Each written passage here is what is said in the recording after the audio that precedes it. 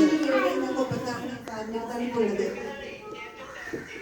വരുമ്പോ എനിക്ക് മേലും ഒക്കെ നീര്, കാലിന്റെ മുട്ടിന് പെയിന്, അതേപോലെ തലചുറ്റല്, തലവേദന, ഉറക്കമില്ലായ്മ, അങ്ങനെ ഒരുപാട് കാര്യങ്ങളുണ്ടായിരുന്നു.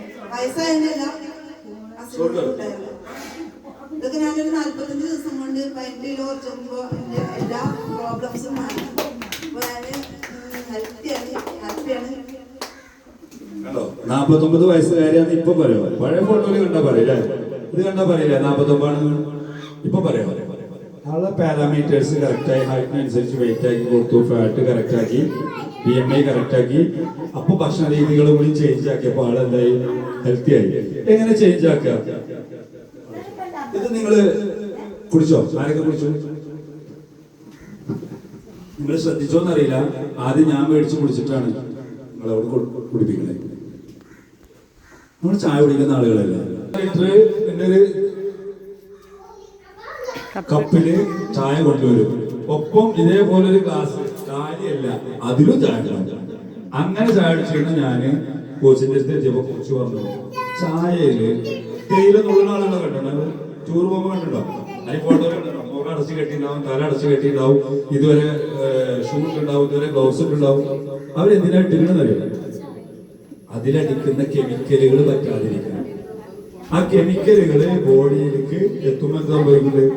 അപ്പൊ ഇത് ചൂടോട് കൂടി കുടിക്കുമ്പോൾ നമ്മുടെ ബ്ലഡിലെ ഓക്സിജൻ ലെവൽ ഇൻക്രീസ് ആവും, നല്ല എനർജറ്റിക് ആയിരിക്കാൻ പറ്റും.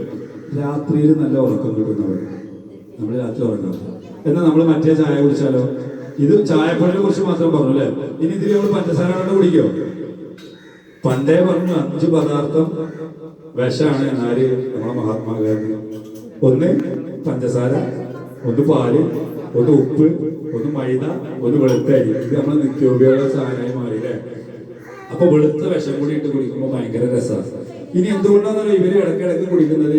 ഇവര് മേടിക്കുന്ന ചായപ്പൊടി കമ്പനി ഒന്ന് മാറ്റി പിടിച്ചാൽ അവർക്ക് ഇഷ്ടാവില്ല. ശ്രദ്ധിച്ചോ? ഇതിനും മേടിക്കുന്ന ചായപ്പൊടി ഒന്ന് മാറ്റി മേടിച്ചാൽ അവർക്ക് ഇഷ്ടാവില്ല. കാരണം അതില് നിക്കോട്ടിൻ വരെ ആഡ് ചെയ്തിട്ടാണ് വരുന്നത്. സമയാസമയത്ത് ഈ മദ്യപിക്കണവനെ പോലെ, അല്ലെങ്കിൽ സിഗരറ്റ് വലിക്കണവനെ പോലെ സമയാസമയത്ത് കിട്ടിയില്ലെങ്കിൽ ഒരു ഭ്രാന്താണ്. പിന്നെ ആ ഭ്രാന്ത് മുഴുവൻ ഒന്നുകിൽ കുട്ടികളെ തലയിൽ കെട്ടുവരുന്നത്, പിന്നെ വീട്ടിൽ അമ്മായിക്ക് കാര്യം വേണ്ട, എന്തും കേൾക്കും. ആ അവസ്ഥയിലായി മാറുന്നത്. അപ്പൊ അങ്ങനെ കെമിക്കലുകളിലൂടെ നമുക്ക് കിട്ടുന്ന ചായക്ക് പകരം അപ്പോ ഇനി എന്താണ്?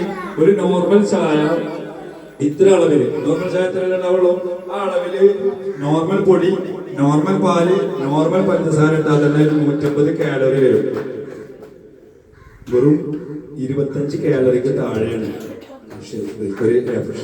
അപ്പോ ഇതുപോലെ നമ്മുടെ ബോഡിക്ക് വേണ്ട കാര്യങ്ങൾ ഭക്ഷണ രീതിയിൽ ചില ചേഞ്ചുകൾ വരുത്തിയിട്ട് വന്ന മാറ്റാണ് ഇപ്പൊ ആള് പറയുന്നത്. ഓക്കെ, അപ്പൊ ആള് റംനാഥ് എത്ര മെഡിസിൻ കഴിച്ചിരുന്നു?